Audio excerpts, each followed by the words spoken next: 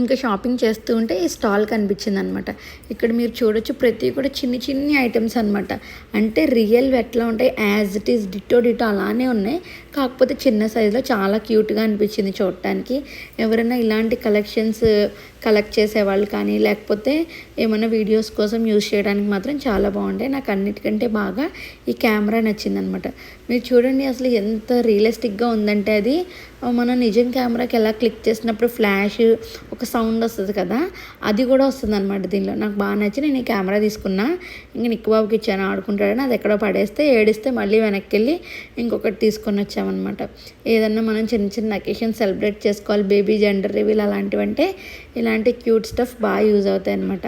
Hand bags అన్ని brand నేమ్స్తో ఉన్నాయన్నమాట. ఇంకా నిక్కు బాబు చేతికి కెమెరా ఇచ్చాక ఫుల్గా ఆడుకున్నాడు.